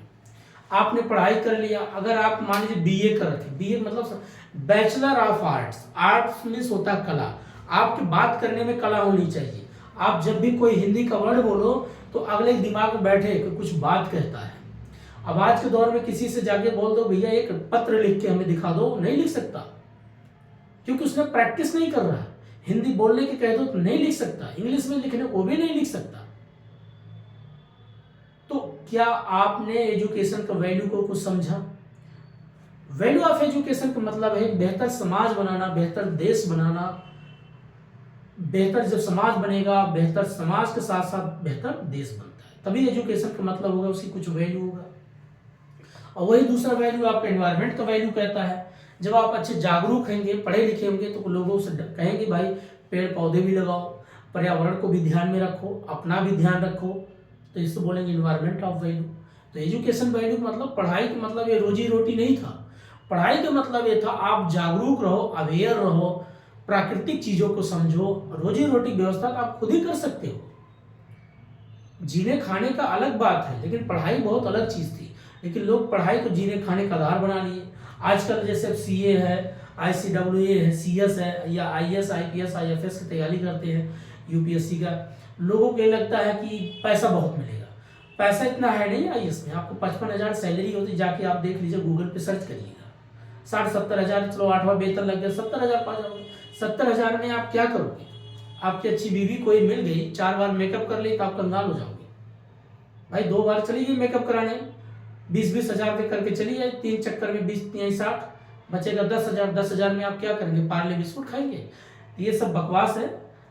लोग एजुकेशन को मजाक बना दिए, हर एक सिस्टम को बस पैसे जोड़ दिए, इसीलिए डिप्रेशन शिकार है। पैसा ही कमाना तो आप बिजनेस करो, बहुत पैसा है वहां पर, लेकिन सरकार तो खुद आपको इतना देता है। तो ये है आपका वैल्यू ऑफ एजुकेशन। अब आजकल वैल्यू ऑफ एजुकेशन, आप घर बैठे सर्टिफिकेट मिलता है। बताइए, बीटेक का डिग्री मिल रहा है आजकल, BA और MBA MCOM का तो बातें छोड़ दीजिए, अब बीटेक का डिग्री आप घर बैठे मिल जाता है। प्राइवेट पैसा फेंक दो, 5-6 लाख 10 लाख आपको डिग्री मिल जाएगा। क्या जमाना आ गया। अगला बात करते हैं, पॉलिसी क्या है और एडमिनिस्ट्रेशन क्या है, गुड गवर्नेंस क्या है। लास्ट टॉपिक है पॉलिसी। जो आप पॉलिटी पढ़ते होंगे, फंडामेंटल राइट क्या, फंडामेंटल ड्यूटीज क्या है, DPSP क्या है, कॉन्स्टिट्यूशनल पार्ट क्या है, नॉन कॉन्स्टिट्यूशनल पार्ट क्या है, टोटल पार्ट कितने हैं, पहले 22 थे तब 25 हो गया, शेड्यूल टोटल कितने, अनुसूचियां पहले 8 थे अब 12 हो गए। ये सब पॉलिसी क्या कहता है, जो सरकार इन्हीं नीति, इसी के आधार पे कोई नीति बनाती, कोई पॉलिसी बनाती है। और उसी नीति को क्या करता है, एडमिनिस्ट्रेटिव जो होते हैं, गुड गवर्नेंस के पार्ट होते हैं, ब्यूरोक्रेसी होते हैं, उसको जमीनी स्तर तक उसको उतारते हैं, लोगों तक पहुंचाते हैं। और वो काम कैसा होना चाहिए, गुड गवर्नेंस के रूप में होना चाहिए। गुड मतलब अच्छा होना चाहिए, अर्थात इफेक्टिव होना चाहिए, एफिशिएंसी होना चाहिए, और एफिशिएंसी मतलब सभी तक पहुंच होना चाहिए, और इफेक्टिव होना चाहिए, सब पे प्रभावित होना चाहिए, इकोनॉमिकली होना चाहिए, आर्थिक रूप तक होना चाहिए। ये जो गुड गवर्नेंस मतलब यही बोलता है, अगर पॉलिसी मतलब सरकार ने संविधान के अकॉर्डिंग कोई नियम बनाता है, कोई कानून बनाता है, कि मान लीजिए NEP न्यू एजुकेशन पॉलिसी बनाया, लेकिन उस न्यू एजुकेशन पॉलिसी को जो है जमीनी स्तर पे कहाँ तक उतारा गया, और इसको कौन आगे बढ़ाएगा, एडमिनिस्ट्रेशन। एडमिनिस्ट्रेशन मतलब प्रशासनिक, ब्यूरोक्रेसी, IAS, IFS, IRS। ये क्या करेंगे भाई, जनता, आम जनता तक जोड़ेंगे, इस पॉलिसी को और आगे तक बढ़ाएंगे। और वो पॉलिसी कैसे पहुंचना चाहिए, गुड गवर्नेंस में होना चाहिए, अच्छा होना चाहिए, अच्छा सुशासन। अच्छा सुशासन मतलब क्या है भाई, आप मान लीजिए कोई स्टूडेंट है, प्रिंसिपल साहब के पास जाता है एडमिशन कराने या साइन कराने, प्रिंसिपल साहब बहुत अच्छे मुस्कुराते, बेटा बैठो, एक गिलास पानी पियो, क्या दिक्कत बेटा बताओ, तो बड़े सारे एडमिशन, बहुत अच्छे साइन कर दिया, उसका हो गया एडमिशन, तो उसे अच्छा लगेगा भाई, बहुत अच्छा शासन है, सुशासन व्यवस्था बहुत अच्छा है। IAS के पास मान लीजिए डिस्ट्रिक्ट पे बैठे हैं मजिस्ट्रेट साहब या IAS साहब, आप पहुंच गए काम करवाने, फाइल लेके चले गए, बोले क्या हुआ कि भाई ये नहर का पानी, मुझे भी 5 एकड़ जमीन, मुझे पानी की बीज व्यवस्था है, मुझे भी पानी चाहिए। तो बोलेंगे अच्छा ठीक है, कैसे कैसे पानी व्यवस्था क्यों नहीं मिल पा रहा है, तो उस पर इंक्वायरी करेंगे, इनको भी पानी व्यवस्था करो। तो जब आपका काम अच्छा से होगा, या उसको आजकल इंटरनेट से जोड़ दिया गया, E-गवर्नेंस बोला गया, इंटरनेट से जो जोड़ दिया गया, घर बैठे आप अपने शिकायत करो, और घर बैठे जब आप शिकायत करोगे मतलब ऑनलाइन करोगे, तो ऑनलाइन सारा कुछ आपके पास रिपोर्ट आ जाएगा कि ठीक है, आप जाइए अपना काम करिए। इसी को बोलते हैं गुड गवर्नेंस। गुड मतलब अच्छा, गवर्नेंस शासन मतलब सुशासन व्यवस्था बनाए रखना, बस। अब इसी में आपको क्या पढ़ा देते हैं, पॉलिटी पढ़ाना पड़ता है। पॉलिटी में काफी चैप्टर है, लेजिस्लेटिव क्या, एग्जीक्यूटिव क्या, जुडिशरी क्या है, अर्थात कार्यपालिका क्या है, विधायिका क्या है, न्यायपालिका क्या है। देन उसके बाद कॉन्स्टिट्यूशनल पार्ट क्या है, नॉन कॉन्स्टिट्यूशनल पार्ट क्या है, अर्थात संवैधानिक निकाय क्या है, गैर संवैधानिक निकाय क्या है, इसके बारे में होगी। फंडामेंटल राइट क्या है, अर्थात मूल अधिकार क्या है, मूल कर्तव्य क्या है, फंडामेंटल ड्यूटीज क्या है। DPSP क्या है, अर्थात राज्य के नीति निर्देशक तत्व क्या है। DP मतलब डायरेक्ट, इसको बोलते हैं DPSP, direct principle state policy, राज्य के नीति निर्देशक तत्व क्या है। ये आर्टिकल 36 से लेकर के आपका 51 तक की बात करता है, ऐसे ही है। तो आपको क्या करना है दोस्तों, हर एक पॉइंट को इसमें जब आप पढ़ोगे तब पॉलिसी समझ में आएगा, कौन से आर्टिकल से जोड़ करके क्या पॉलिसी बना है। तो ये आपको पेपर पूछता है। शेड्यूल टोटल कितने, पहले 8 थे, 12 हो गए। अब 12 कौन है, एक एक करके बात कर लेते हैं। फर्स्ट में आपका किसी भी राज्य की सीमा की बात करता है, स्टेट का बेसिक बाउंड्री एरिया की बात करता है। दूसरे में आपके वेतन की बात करता है, सैलरी की बात। तीसरे में आपका शपथ की बात करता है, ओथ लेते हैं, कस्में खाते हैं, ऐसे समझो। इसको मैं मिटा के बताता हूं। यहां से क्वेश्चन कई बार पूछ लेता है, आप लोग बार बार रिपीट करते होंगे। फर्स्ट जो आपका आता है, ये स्टेट होता है, जो आपका राज्य है, तो इसकी एक नाम होना चाहिए, इसकी अपनी एक बाउंड्री होना चाहिए, इसकी अपनी एक सीमा होनी चाहिए। दूसरा बात करता है आपका सैलरी की बात करता, वेतन की बात करता है। अब जैसे सैलरी मतलब वेतन, आप कभी भी किसी सरकारी नौकरी में या प्राइवेट नौकरी में जाते होंगे तो पहले पूछेंगे सर कितना सैलरी दोगे, वेतन की बात करता है। इसमें वेतन सभी का आएगा, प्रेसिडेंट का आएगा, प्राइम मिनिस्टर का भी आएगा, वाइस प्रेसिडेंट का आएगा, कैबिनेट मंत्री का आएगा, सबका आएगा। तीसरा आपका ओथ की बात करता है। ओथ मतलब कसमे वादा खाना, जैसे ओथ मतलब कसमें खाना। जब आप कभी किसी पोस्ट पे जाते हो तो आप कसम खाते होंगे कि हम भारत के लोग, भारत को संप्रभु, पंथ निरपेक्ष, लोकतंत्र, गणराज्य, समाजवादी, आर्थिक, राजनीतिक एतद होकर के, या वी द पीपल, हम भारत के लोग, as a sovereignty, equality, socialist and, इस प्रकार से आप क्या करते हैं, कसम खाते हैं। हम भारत को संविधान के उसके नियम के तहत कानून व्यवस्था को बनाए रखेंगे, अछूड़ नहीं रहेंगे, पता नहीं क्या क्या बोलते हैं। चौथा उसके बाद आपका आता है, इसमें स्टेट में या राज्य में कितना जो सीटों का आवंटन होता है, सीटों मतलब जो आपका इलेक्शन होता है, कितने राज्य में कितना वोटिंग कितना होना चाहिए, मतलब कितने लोग की संख्या रखनी चाहिए। जैसे उत्तर प्रदेश में लोकसभा में सीट ज़्यादा है, राज्यसभा में सबसे ज़्यादा सीट देखने को मिलता है क्योंकि आबादी सबसे ज़्यादा है। तो हर एक स्टेट का कितना जनसंख्या के आधार पे सीट रखना है, लोकसभा में राज्यसभा कितना सीट होना, विधानसभा कितना सीट होगा, तो ये चौथी बात करता है। पांचवी की बात होती है आपका जो आपका SC ST होते हैं, अर्थात अनुसूचित जाति अनुसूचित जनजाति। पांचवी मतलब SC और ST की बात करता है। ये क्या कहता है कि भाई इनके लिए प्रशासनिक रूप से जो भी इनके लिए जातिगत सूचक कोई इनका नाम ना ले, और ये भी ऐसा नहीं है कि गलत तरीके से इसका प्रयोग करें। जो आर्ट का आपका इसमें SC ST एक्ट है 1989 करके कोई एक एक्ट है, जाके देखने का, मुझे लगता है 1989 या 1990 इस करके है। ये उस वक्त राजीव गांधी ने व्यवस्था लाए थे कि जातिगत सूचक किसी प्रकार से किसी को कोई गाली नहीं देगा, तो इनके लिए प्रोटेक्टिव किया गया है, इनकी जमीन कोई खरीद नहीं सकता। इसीलिए आप देखते होंगे मणिपुर में काफी यही दंगा चला कि इनकी जमीन कोई नहीं ले सकता, इनका जमीन इन्हीं का भाई बंधु खरीद सकता है। 6 होता है ST की बात करता है। ST मतलब जो अनुसूचित जनजाति होते हैं, शेड्यूल कास्ट ट्राइबल होते हैं। इसमें आसाम, मेघालय, त्रिपुरा, मिजोरम की बात करता है। तो इनके लिए जो भी इनका जल जंगल जमीन है ये भी इनके लिए प्रोटेक्टिव किया गया है। 7वां बात होता है आपका कॉन्करेंट की बात करता है। कॉन्करेंट मीन्स होता है समवर्ती सूची। समवर्ती सूची में आपका सेंटर प्लस स्टेट ये दोनों मिलकर के जब कोई पॉलिसी बनाते हैं उसी को बोलते हैं कॉन्करेंट समवर्ती सूची। 8वां होता है, यहाँ पर लिख देते हैं आपका लैंग्वेज की बात करता है, अर्थात भाषा को लेकर के बात करता है। किसी भी राज्य में टोटल कितने राष्ट्रीयकृत भाषा है, कौन सी सब मतलब किस भाषा, मतलब जैसे मान लो किसी का अवधी है, किसी भोजपुरी है, किसी की उड़िया है, किसी गुजराती है, किसी मराठी है, ये सब क्या हो गए आपके राष्ट्रीयकृत भाषा रखा जाता है। और क्योंकि भाई ठीक है हमारी इसीलिए पहचान है, भाषा से लोगों पहचान है। 9वीं होती है आपकी अधिकार की बात करती है या राइट की बात करती है,